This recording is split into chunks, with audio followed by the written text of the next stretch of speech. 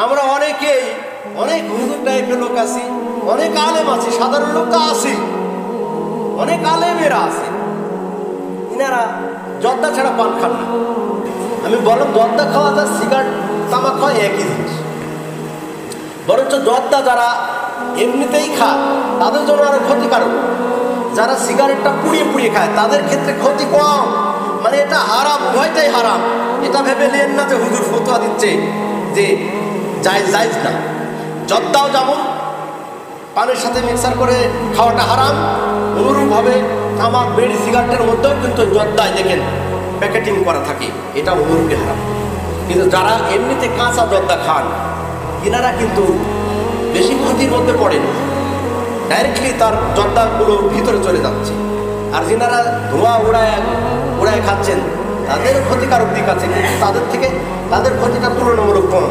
যাই হোক, এটা হারাম। এক কথা বলবো, এই এক্সাম্পলটা দিলাম।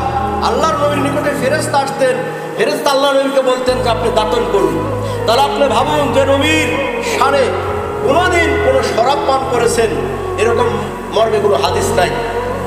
আল্লাহ নবী কোনোদিন মদ খেয়েছেন?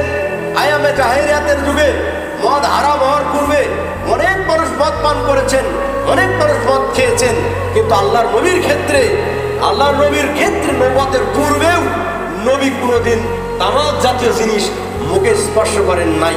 যেখানে আল্লাহ হারাম করার পূর্বে মক্কার কাফেরেরা, বেদুইনেরা এই তামাক জাতীয় জিনিসগুলো তারা খাইতো।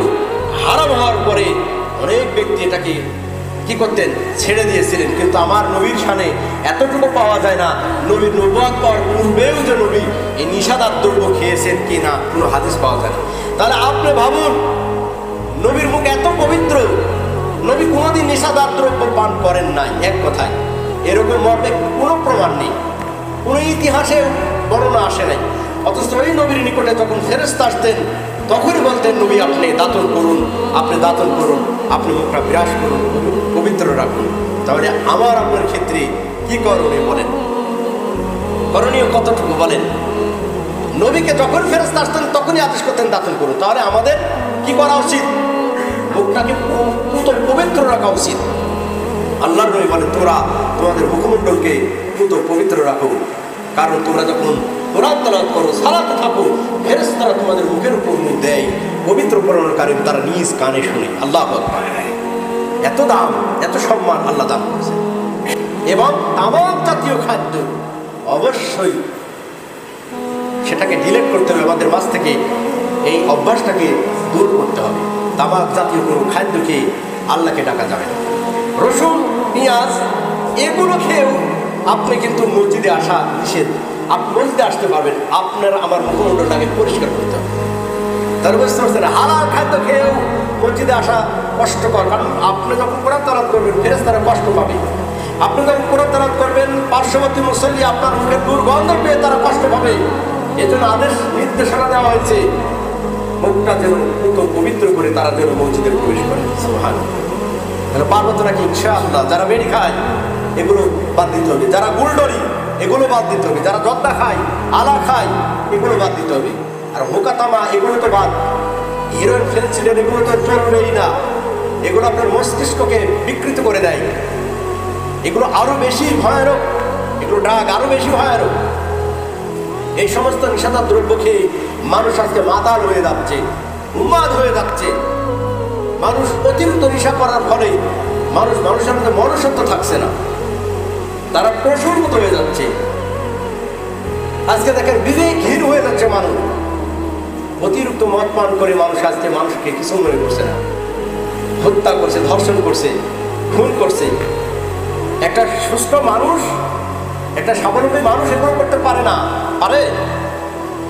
একটা ইমানদার মানুষ এগুলো করতে পারে না। যারা মদ খাবে, আল্লাহ বলেছে মদ যখন পান করে তখন মানুষ আর মুমিন থাকে না। যখন মানুষ অন্যায় করে, চুরি করে, ডাকাতি করে, সন্ত্রাসী করে, মিথ্যা কথার মধ্যে থাকে, তখন মানুষ মুমিন থাকে না। এটা আপনাকে আমাকে বুঝতে হবে। আপনার আমার মধ্যে যদি এই ক্যারেক্টারগুলো থাকে, মিথ্যা কথা হরহামেশা বলছি, মাথায় যতই টুপি মারি, গায়ে যতই জুব্বা পড়ি, মিথ্যা সাক্ষ্য দেওয়া, মিথ্যা কথা বলার মধ্যে ঈমান থাকবে না। আপনি আমি মনে করি যে হাজী সাহেব উনি কি মিথ্যা কথা বলছেন, কি করে মিথ্যা কথা বলতে পারেন? কারণ উনি সন্ত্রাসী কাজে লিপ্ত আছে তখন উনি মুমিন নাই। এটা ভাবতে হবে। মুমিন কখনোই আল্লাহদ্রোহী কাজ, আল্লাহর অসন্তুষ্টমূলক কাজ, নবীর বিদ্রোহী কাজ, ইসলামের বিদ্রোহী কাজ এগুলো মুমিন কখনো করতে পারে না। মুমিন থাকা অবস্থায় এগুলো সম্ভব না। যতক্ষণ পর্যন্ত তার আত্মার মধ্যে ঈমান থাকবে ততক্ষণ পর্যন্ত এগুলো কাজ সে করতে পারবে। মুমিনদারের কোয়ালিটি, মুমিন কখনোই তামাক জাতীয় খাদ্য দ্রব্য, নিষাদার দ্রব্য, হারাম জাতীয় কোনো খাদ্য মুমিন কখনোই খাবে না। এক কথা, কারণ আল্লাহ বলেছেন যে মেসাকের এত গুরুত্ব, দাতনের এত গুরুত্ব। নবী কারীম সাল্লাল্লাহু আলাইহি ওয়াসাল্লাম শেষ নিঃশ্বাস ত্যাগ করার আগ মুহূর্তে নবী কারীম সাল্লাল্লাহু আলাইহি ওয়াসাল্লাম চলে যাচ্ছে তার আত্মা, তিনি তাও দাতন বলছেন। কি বলছেন? দাতন বলছেন।